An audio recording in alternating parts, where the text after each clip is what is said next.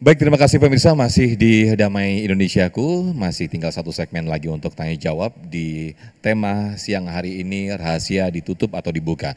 Kami persilahkan terlebih dahulu Pak Zul Hakim, yang mana ini Pak Zul Hakim, silakan, yang nanti akan dijawab terlebih dahulu Kiai Haji Abdul Wahab, silakan. Baik, bismillahirrahmanirrahim. Assalamualaikum warahmatullahi wabarakatuh. Waalaikumsalam warahmatullahi wabarakatuh. Ustadz, di dalam dunia kerja nih Ustadz kita kan sering memegang rahasia ataupun amanah perusahaan maupun rahasia rekan kerja sendiri Ustadz.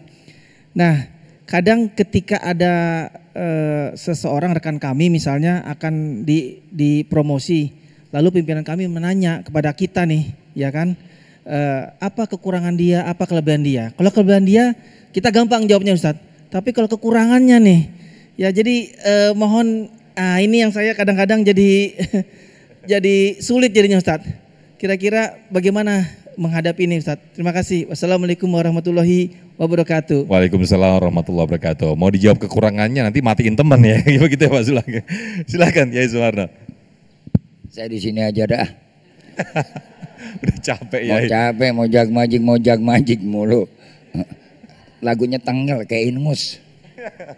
Dah ngaji mah di mana juga sama ya. Karena tugas kita Pak memberikan penilaian, tentunya wajib kita berkata jujur. Nah, ini tandanya orang mukmin. Walaupun ada kekurangannya, ya kita ngomongin kekurangannya. Jangan kadang-kadang demi teman, demi kawan, demi kesahabat, atau demi relasi, atau gara-gara karena dia dekat dengan kita, apalagi duitnya yang dekat sama kita. Udah lupa dah. Nah ini kadang-kadang penyakit yang paling berbahaya di antara kita. Tadi saya katakan ada nilai perasaan dalam kejiwaan seseorang. Kita lupa untuk menyampaikan kejelekan atau kekurangannya. Sebab yang namanya kita menyampaikan wajib hukumnya seterang-terangnya, sejelas-jelasnya, segamblang-gamblangnya. Qulil haq law kana murra. Saya nggak pakai dalil panjang-panjang. Ya. Katakan yang benar walaupun pahit. Emang gak enak nih pahit nih. Tapi buat kebenaran, andaikan jikalau apabila keburukannya kita tutupin. Apa yang terjadi? Besok tuh orang diangkat. Jadi umpamanya kepala bagian. Atau jadi direktur. Watak keburukannya jelek, jatuh, keluar semua tuh wataknya. Keluar semua tuh kejelekannya. Siapa yang pertama kita bertanggung jawab? Bukannya dia tapi kita yang tadi yang sebagai tim penilai. Tim penilai ini harus jujur. Kalau baik ya katakan baik, kalau buruk ya katakan buruk. Jangan karena sesuatu, jangan karena dekatnya, jangan karena relasinya, jangan karena keluarganya. Walaupun tadi saya katakan pahitnya sebagaimana empedu yang harus kita sampaikan. Enak kagak enak harus kita berani menyatakan kebenaran. Emang gak bakal enak, apalagi tuh orang udah mau dipromosiin nih. Tinggal besok naik jabatan. Rupa dia belum nanya sama bagian tim penilai. RDU nih bagiannya. Dia tanya, gimana itu si Fulan? Kira-kira kerjanya bagus enggak? Keluarganya bagaimana? Saya juga sama. Saya punya pegawai. Saya punya anak buah. Ada yang namanya tim penilainya. Segitu saya mau angkat. Saya tanya sama yang dekatnya. Yang saya tanya bukan kebaikannya. Baik mah relatif. Yang saya tanya kejelekannya. Bisa enggak kejelekannya itu bisa dikurangi? Bisa enggak kekurangannya ini diminimalisir? Bisa enggak kekurangannya ini nanti akan betul-betul bisa berkurang dan akan jadi baik? Kalau dia umpamanya saudara-saudara, ini orang ditutupi kejelekannya, besok akan jadi madorot. Siapa dulu yang bertanggung jawab? Ente sebagai tim penilai. Awas hati-hati. Dikasih duit berapa ente? Dikasih uang berapa juga jang. Sebab tuh perusahaan menanggung tuh pegawai yang begitu banyak. Sebab tuh perusahaan menanggung bagaimana perut tuh karyawan. Ini kadang-kadang kita lupa daratan. Cuma disogok umpamanya sekian puluh juta. Dibeliin mobil satu. Dibeliin perabotan rumah. Atau segala macam. Kita khilaf yang demikian. Boh kita cakep-cakepin tuh. Yang minus, yang C kita bikin B. Yang B kita bikin A. Yang D kita bikin B lagi. Masya Allah. Ya Robi ini cakep banget ya. Tahu-tahu besok dia diangkat, besok dia dilantik, besok dia jabat di satu kedudukan.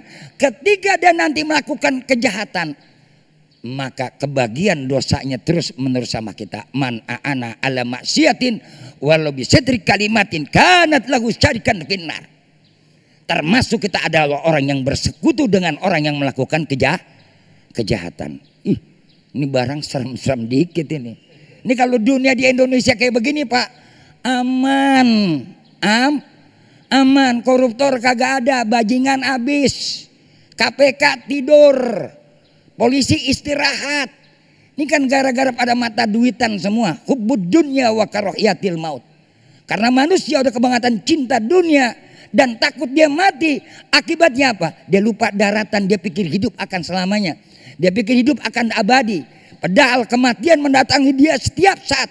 Nanti apabila terjadi sesuatu kejahatan, kemaksiatan, kerusakan, siapapun mereka yang bersekutu dengannya sama dosanya seperti mereka. Waduh, ini kalau ngomong begini cakep ini sama KPK kita. Insya Allah mudah-mudahan semua bisa kayak betul begitu. Amin. Insya Allah jangan tergoda sama dunia. Biarin Pak, kita susah di dunia, yang penting kita senang di akhirat. Tinggal pilih mau senang di dunia apa susah di akhirat. Hidup itu kan pilihan. Kepengen kita Robbana atina fid dunya wa fil akhirati wa qina ada. Tapi kalau pengen itu gampang, wal akhiratu khairul laka minal ula. Kalau pengen dunia dapat, akhirat dapat, dalam hidup pikirin akhirat, jangan pikirin dunia. Kalau udah pikirin akhirat, insya Allah dunia dapat. Tapi kalau mikirin yang kita kejar cuma dunia, akhirat nggak bakal Allah kasih. Bahkan tuh dunia kita akan habis dan musnah, akhirat kita akan sia-sia. Insya ini ibu begini, milih waktu buat akhirat, buat ngaji ketimbang di jalan-jalan hari Minggu. Kita pilih akhirat Bu. Biarin orang-orang mah senang-senang pergi ke mall, kita ngetem di pengajian. Ya Allah dikasih air kagak, dikasih makanan enggak, kan gitu ya.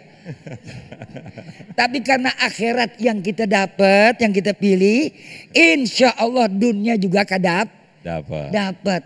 Orang yang pergi jalan-jalan, pergi senang-senang tuh orang kagak senang. Kenapa saya bilang kagak senang? Karena dia cari itu kesenangan. Kita yang datang di pengajian, kita nih orang yang senang. Nih ibu bisa ketawa, bapak bisa lepas, pikiran kita bisa tenang. Di mana kita duduk di tempat kebaikan, Masya Allah udah ada janji dari baginda Rasul Kanjeng Nabi kita Muhammad. Walikuli khutwatin maghfiratu minallah. Setiap langkah kita akan dapat ampunan dari Allah. Wal malaikatu yaftahu janahaya yastaghfiruna ilallah. Malaikat membukakan kedua sayapnya.